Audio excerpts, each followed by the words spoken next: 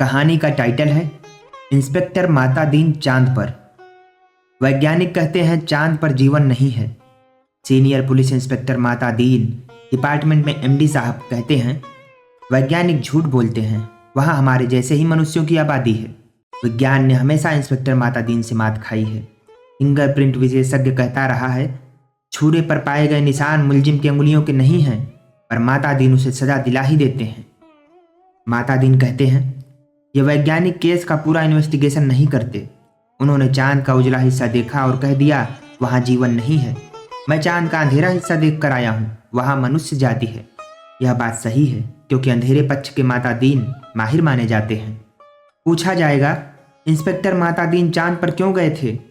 Tourist की हैसियत से या किसी फरार अपराधी को पकड़ने? नहीं, वे भारत की तरफ से सांस्कृतिक आदान प्रदान के अंतर्गत गए थे।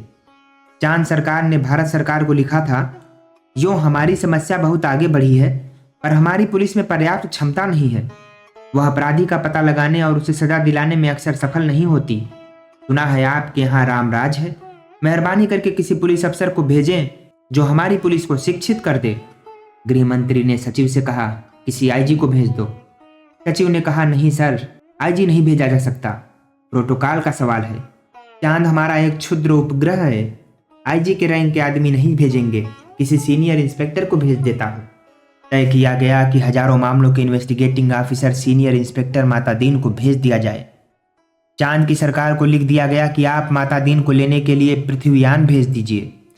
पुलिस मंत्री ने माता दीन को बुलाकर कहा तुम भारतीय पुलिस की उज्जवल परंपरा के दूत की हैसियत से जा रहे हो। ऐसा काम करना कि सारे अंतरिक्ष में डिपार्टमेंट की ऐसी जय जयकार हो कि प्रधानमंत्री को भी सुनाई पड़ जाए। माता दीन की यात्रा का दिन आ गया। एक यान अंतरिक्ष अड्डे पर उतरा। माता दीन सबसे विदा लेकर यान की तरफ बढ़े। वे धीरे धीरे कहते जा रहे थे तब इसी नगर की जय सब काजा, हृदय राखी कौशलपुर राजा। यान के पास पहुंचकर माता दीन ने मुंशी अब्दुल गफूर को पुकारा। मुंशी! गफूर ने एड़ी मिलाकर सैल्यूट फटकारा। बोला जी पैक्टसा। FIR रख दी है? जी पैक्टसा। और रोजनामचे का नमूना? जी पैक्टसा। वे यान में बैठ गए। हवलदार बलभद्र को बुलाकर कहा हमारे घर में जचकी के बखत अपने पत्नी को मदद के लिए भेज देना। बलभद्र ने कहा जी पैक्टसा। गफूर ने कहा आप बेफिक्र रहे पैक्टसा, मैं अपनी पत्नी को भी भेज दूंगा खिदमत के लिए। माता दीन ने यान के चालक से पूछा ड्राइविंग लाइसेंस है? जी है साहब। और गाड़ी में बत्ती ठीक है? जी जी ठीक है। माता दीन ने कहा सब ठीक ठाक होना चाहिए वरना हरामजादे का बीच अंतरिक्ष में चालान कर दूंगा। चंद्रमा से आए चालक ने कहा हमारे यहाँ आदमी से इस तरह नहीं बोलते। माता दीन ने कहा जानता हूँ बे, तुम्हारी पुलिस कमजोर है, अभी मैं उसे ठीक करता हूँ। माता दीन यान में कदम रख ही रहे थे कि हवलदार राम सजीवन भागता हुआ आया। बोला इंस्पेक्टर साहब, SP साहब के घर में से कह रहे हैं कि चांद से एड़ी चमकाने का पत्थर लेते आना। माता दीन खुश हुए, बोले कह देना भाई साहब से, जरूर लेता जाऊंगा। वे यान में बैठे और यान उड़ चला।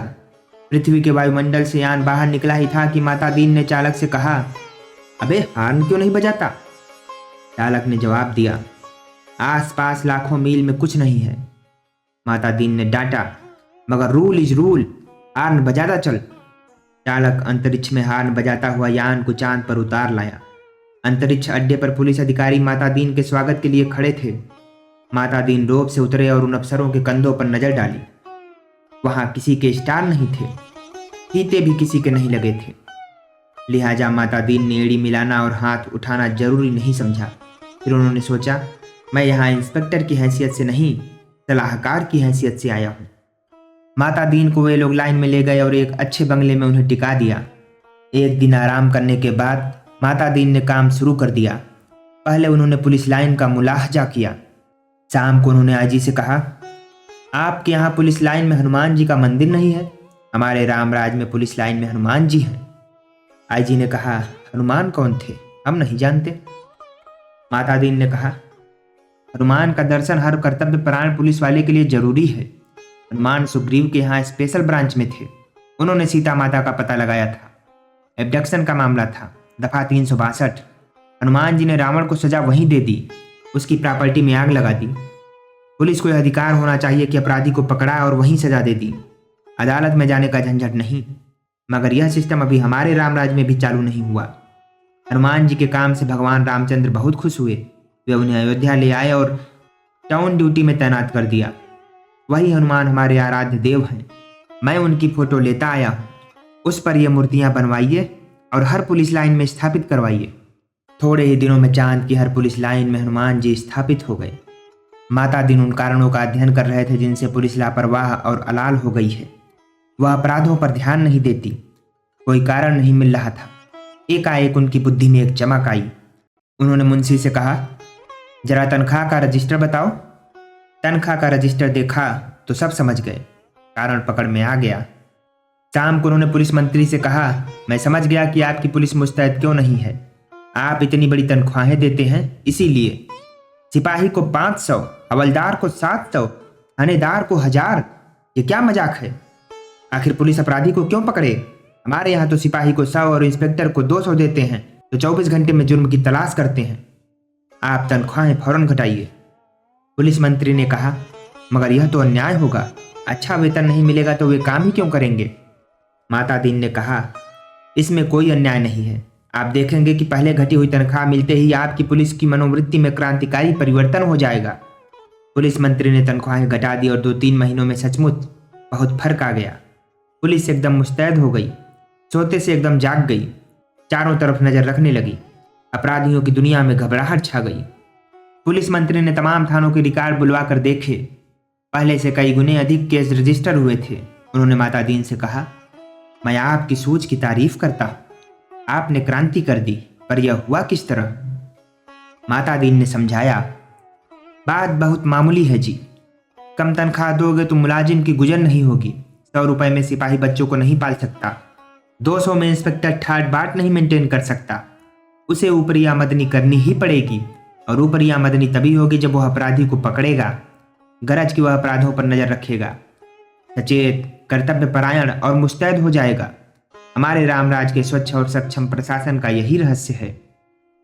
चंद्रलोक में इस चमत्कार की खबर फैल गई।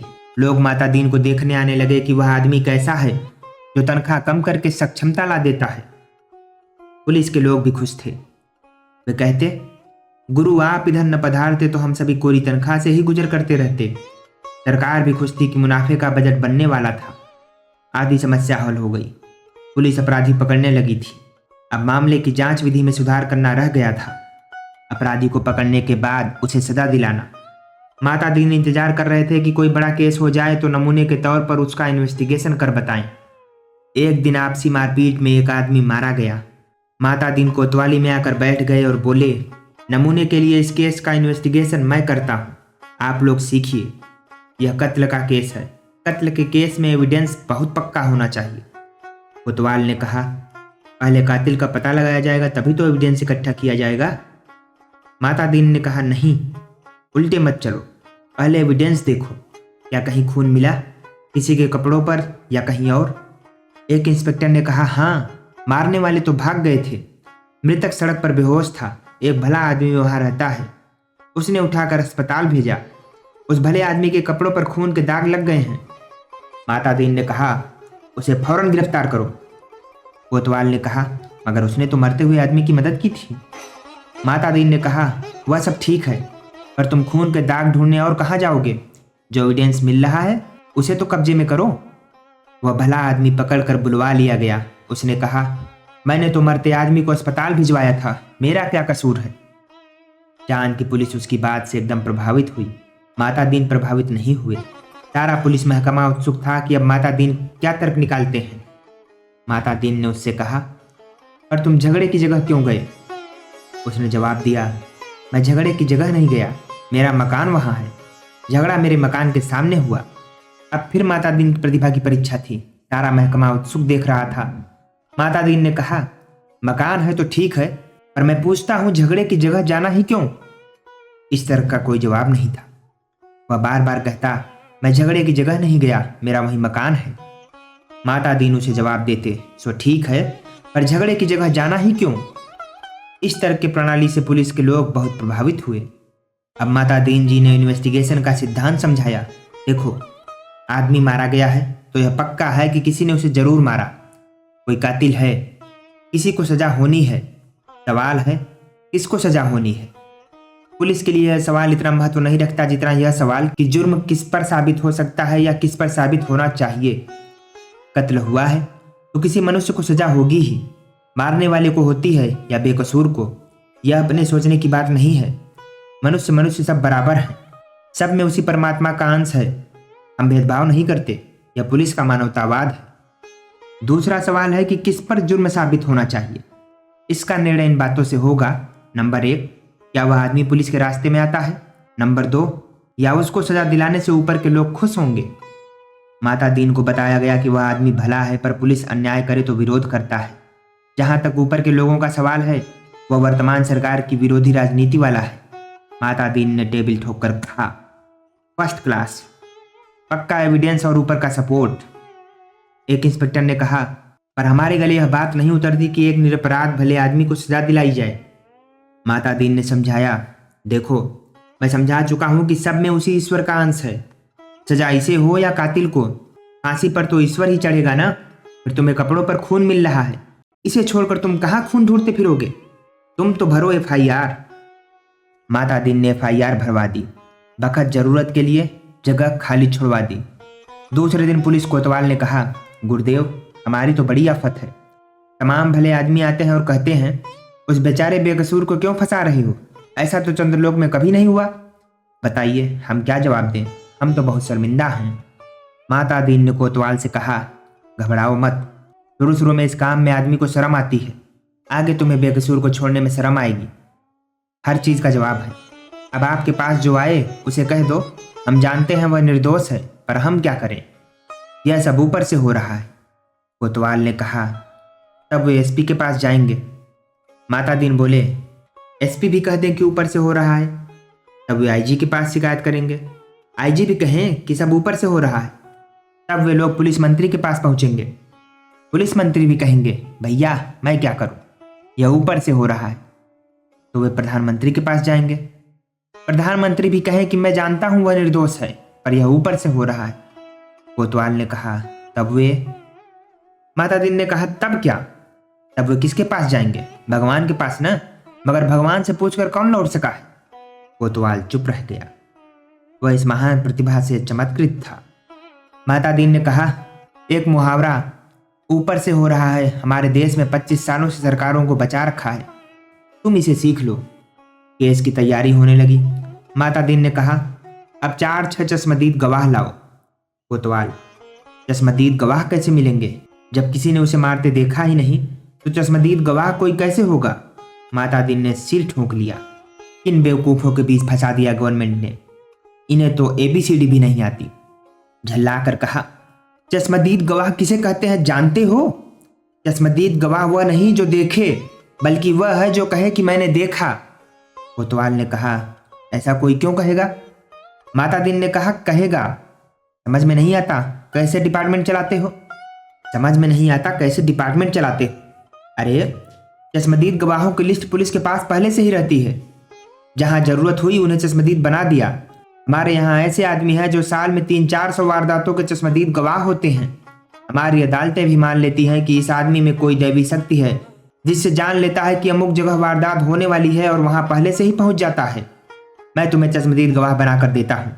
8-10 उठाईगीरों को बुलाओ जो चोरी, मारपीट, गुंडागर्दी करते हो, जुआ खिलाते हो या शराब उतारते हो। दूसरे दिन शहर के 8-10 नवरत्न कोतवाली में हाजिर थे। उन्हें देखकर माता दीन गदगद हो गए। बहुत दिन हो गए थे ऐसे लोगों को देखे, बड़ा सूना सूना लग रहा था। माता दीन का प्रेम उमड़ पड़ा। उनसे कहा, तुम लोगों ने उस आदमी को लाठी से मारते देखा था ना। वे बोले, नहीं देखा साहब, हम वहां थे ही नहीं। माता दीन जानते थे यह पहला मौका है। फिर उन्होंने कहा, वहां नहीं थे यह मैंने माना, पर लाठी मारते देखा तो था। उन लोगों को यह लगा कि यह पागल आदमी है, तभी ऐसी ऊट पटांग बात कहता है। वे हंसने लगे। माता दीन ने कहा, हंसो मत, जवाब दो। वे बोले, जब थे ही नहीं तो कैसे देखा। माता दीन ने गुर्रा कर देखा। कहा, कैसे देखा, तो बताता हूं। तुम लोग जो काम करते हो इधर दर्ज है। हर एक को कम से कम 10 साल जेल में डाला जा सकता है। तुम ये काम आगे भी करना चाहते हो या जेल जाना चाहते हो? वे घबरा कर बोले, आप, हम जेल नहीं जाना चाहते। माता दीन ने कहा, ठीक, तो तुमने उस आदमी को लाठी मारते देखा ना? वे बोले, देखा साहब। वह आदमी घर से निकला और जो लाठी मारना शुरू किया तो वह बेचारा बेहोश होकर सड़क पर गिर पड़ा। माता दीन ने कहा, ठीक है, आगे भी ऐसी वारदातें देखोगे? वे बोले, साहब, जो आप कहेंगे सो देखेंगे। कोतवाल इस चमत्कार से थोड़ी देर तो बेहोश हो गया। होश आया तो माता दीन के चरणों पर गिर पड़ा। माता दीन ने कहा, हटो, काम करने दो। कोतवाल पांवों से लिपट गया, कहने लगा, मैं जीवन भर इन श्री चरणों में पड़ा रहना चाहता। माता दीन ने आगे की सारी कार्यप्रणाली तय कर दी। FIR बदलना, बीच में पन्ने डालना, रोज नामचा बदलना, गवाहों को तोड़ना, सब सिखा दिया। उस आदमी को 20 साल की सजा हो गई। चांद की पुलिस शिक्षित हो चुकी थी। धड़ाधड़ केस बनने लगे और सजा होने लगी। चांद की सरकार बहुत खुश थी। पुलिस की ऐसी मुस्तैदी भारत सरकार के सहयोग का नतीजा थी। चांद की संसद ने एक धन्यवाद का प्रस्ताव पास किया। एक दिन माता दीन जी का सार्वजनिक अभिनंदन किया गया। वे फूलों से लदे खुली जीप पर बैठे थे। आसपास जय जयकार करते हजारों लोग। वे हाथ जोड़कर अपने गृहमंत्री की स्टाइल में जवाब दे रहे थे। जिंदगी में पहली बार ऐसा कर रहे थे, इसलिए थोड़ा अटपटा लग रहा था। 26 साल पहले पुलिस में भर्ती होते वक्त किसी ने सोचा था कि एक दिन दूसरे लोक में उनका ऐसा अभिनंदन होगा। वे पछताए। अच्छा होता कि इस मौके के लिए कुर्ता, टोपी और धोती ले आता। भारत के पुलिस मंत्री टेलीविजन पर बैठे यह दृश्य देख रहे थे और सोच रहे थे, मेरी सद्भावना यात्रा के लिए वातावरण बन गया। कुछ महीने निकल गए। एक दिन चांद की संसद का विशेष अधिवेशन बुलाया गया। बहुत तूफान खड़ा हुआ। गुप्त अधिवेशन था, इसलिए रिपोर्ट प्रकाशित नहीं हुई, पर संसद की दीवारों से टकराकर कुछ शब्द बाहर आए। सदस्य गुस्से से चिल्ला रहे थे, कोई बीमार बाप का इलाज नहीं करता, डूबते बच्चों को कोई नहीं बचाता, जलते मकान की कोई आग नहीं बुझाता, आदमी जानवर से बदतर हो गया, सरकार फौरन इस्तीफा दे। दूसरे दिन चांद के प्रधानमंत्री ने माता दीन को बुलाया। माता दीन ने देखा, वे एकदम बूढ़े हो गए थे। लगा ये कई रातें सोए नहीं हैं। रुआं से होकर प्रधानमंत्री ने कहा, माता दीन, हम आपके और भारत सरकार के बहुत आभारी हैं। अब आप कल देश वापस लौट जाइए। माता दीन ने कहा, मैं तो टर्म खत्म करके ही जाऊंगा। प्रधानमंत्री ने कहा, आप बाकी टर्म का वेतन ले जाइए, डबल ले जाइए, टिबल ले जाइए। माता दीन ने कहा, हमारा सिद्धांत है, हमें पैसा नहीं, काम प्यारा है। आखिर चांद के प्रधानमंत्री ने भारत के प्रधानमंत्री को एक गुप्त पत्र लिखा। चौथे दिन माता दीन को वापस लौटने के लिए अपने IG का ऑर्डर मिल गया। उन्होंने SP साहब के घर के लिए एड़ी चमकाने का पत्थर यान में रखा और चांद से विदा हो लिए। उन्हें जाते देख पुलिस वाले रो पड़े। बहुत अरसे तक यह रहस्य बना रहा कि आखिर चांद में ऐसा क्या हो गया कि माता दीन को इस तरह एकदम लौटना पड़ा। चांद के प्रधानमंत्री ने भारत के प्रधानमंत्री को क्या लिखा था? एक दिन वह पत्र खुल ही गया। इसमें लिखा था, इंस्पेक्टर माता दीन की सेवाएं हमें प्रदान करने के लिए अनेक धन्यवाद, पर अब आप उन्हें फौरन बुला लें। हम भारत को मित्र देश समझते थे, पर आपने हमारे साथ शत्रुवत व्यवहार किया है। हम भोले लोगों से आपने विश्वासघात किया है। आपके माता दीन ने हमारी पुलिस को जैसा कर दिया है, उसके नतीजे ये हुए हैं, कोई आदमी किसी मरते हुए आदमी के पास नहीं जाता, इस डर से कि वह कत्ल के मामले में फंसा दिया जाएगा। बेटा बीमार बाप की सेवा नहीं करता, वह डरता है बाप मर गया तो उस पर ही कहीं हत्या का आरोप नहीं लगा दिया जाए। घर जलते रहते हैं और कोई बुझाने नहीं जाता। डरता है कि कहीं उस पर आग लगाने का जुर्म कायम न कर दिया जाए। बच्चे नदी में डूबते रहते हैं और कोई उन्हें नहीं बचाता, इस डर से कि उस पर बच्चों को डुबाने का आरोप न लग जाए। सारे मानवीय संबंध समाप्त हो रहे हैं। माता दीन जी ने हमारी आधी सी संस्कृति नष्ट कर दी है। अगर वे यहाँ रहे तो पूरी संस्कृति नष्ट कर देंगे। उन्हें फौरन रामराज में बुला लिया जाए।